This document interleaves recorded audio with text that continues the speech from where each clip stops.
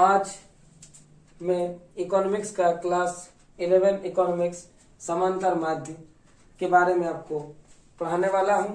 तो आइए वीडियो को शुरू करते हैं।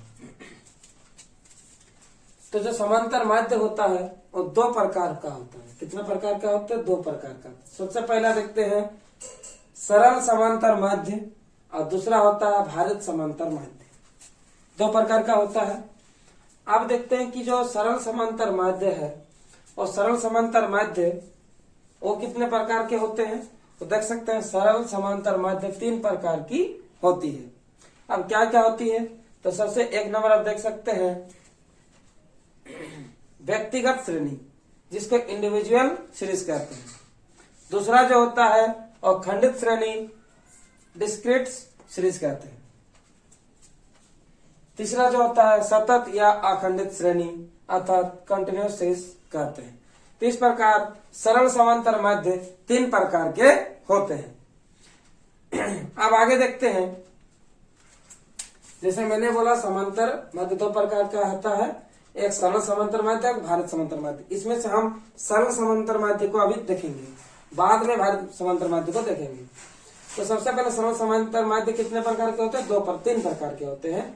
व्यक्तिगत श्रेणी, इंडिविजुअल सीरीज, खंडित श्रेणी, डिस्क्रीट सीरीज, और तीसरा जो होता है सतत या अखंडित श्रेणी, जिसको कंटिन्यूअस सीरीज कहते हैं। ठीक, आप देखते हैं कि व्यक्तिगत श्रेणी जो निकाला जाता है वो कितना तरह से निकाला जाता है।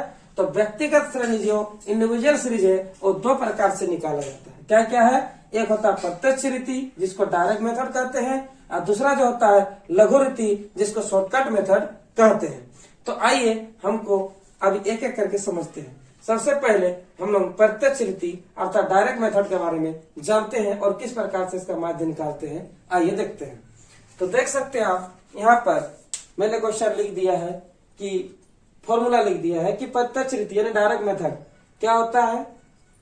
इसका मतलब देखिए यह एक्स के ऊपर यहाँ लिखा हुआ बड़ा टाइप का दिया हुआ, इसका मतलब होता है समांतर माध्य। क्या होता है? समांतर माध्य। और ये होता है सिग्मा, क्या कहते हैं इसको?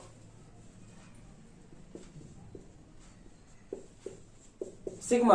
ये जो लिखा हुआ है सिग्मा एक्स, तो ये सिग्मा एक्स का मतलब होता है पदों का योग, जो भी पद आएगा उसका योग होता है। और एन का मतलब होता है पदों का संख्या। तो आइए एक क्वेश्चन लेते हैं और उसको समझते हैं। ये फॉर्मूला के माध्यम से ही ये व्यक्तिगत श्रेणी का प्रत्यक्ष रीति से हम लोग सॉल्व करेंगे। तो क्वेश्चन क्या है? एक छोटा सा क्वेश्चन लेते हैं। यहां देख सकते हैं क्वेश्चन जैसे मैंने लिया, क्वेश्चन नंबर 1, 14, 16, 20 और 18 ये क्वेश्चन मैंने ले लिया। ठीक है। अब जैसे इस फॉर्मूला में बोला सिग्मा एक्स चाहिए, तो सिग्मा एक्स करने के लिए देखिए सबसे पहले वाला एक्स मान लेंगे। तो देखिए एक्स में कितना है? 14, 16, 20 और 18। ये सभी को ऐड करते हैं। तो सभी को जो ऐड करेंगे तो वो जो निकल जाएगा सिग्मा एक्स। क्या निकल जाएगा? Sigma x. यहां से ऐड करिएगा 18, 68। इसको ऐड करने से क्या आ गया? 68। ये एक्स का देखिए कितना आ गया, ये जो एक्स है और एक्स का कुल योग कितना आ गया, इसको बोलते हैं सिग्मा एक्स। तो देखिए सिग्मा एक्स आ गया 68 आ गया। अब क्या फॉर्मूला क्या होता है?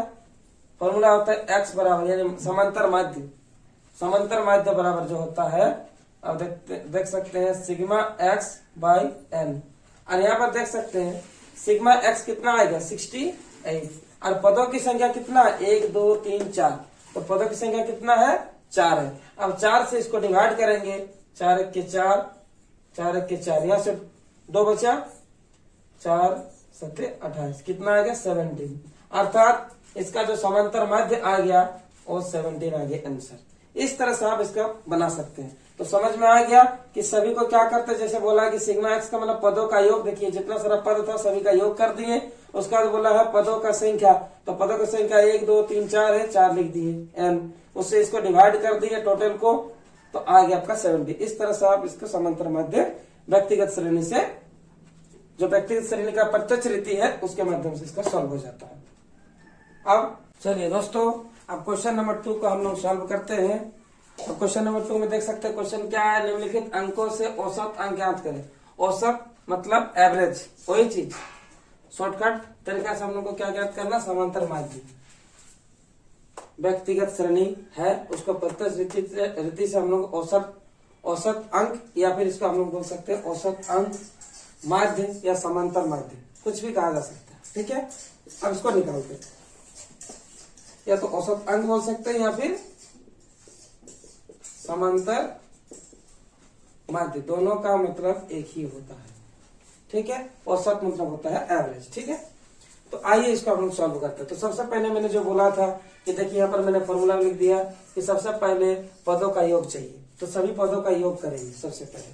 तो आप ये तो डायरेक्ट भी जोड़ सकते हैं या फिर लंबा लंबा भी बना सकते हैं। जैसे देखिए, अगर हमको मान लीजिए यहाँ पर लिखेंगे अंक, क्या लिखेंगे, अंक, अर्थात उसको एक्स लिखेंगे। एक्स बोल के लिखेंगे यहाँ 2, 8, 3, 10, 9, 4, 3, 7, 2 और 6, सभी को ऐड कर देंगे। तो सभी को अगर ऐड करते हैं, देखिए आइटम कितना है, 1, 2, 3, 4, 5, 6, 7, 8, 9, 10, जो 10 है वो n हो गया। तो यहाँ देख सकते हैं सिग्मा जो x होगा, यानी सिग्मा x चाहिए सबसे पहले। तो फॉर्मूला में देखिए, फॉर्मूला यहाँ लिख दे रहे, सिग्मा समांतर माध्य ऐसे भी लिख सकते हैं। तो समांतर माध्य मतलब क्या होता है, यही औसत अंक या समांतर माध्य दोनों की चीज है। ठीक है, अब फॉर्मूला क्या होता है, सिग्मा x बटा n। अब देखिए इसका टोटल का अगर हम लोग जोड़ते हैं तो कितना आता है, अब तो 10, 13,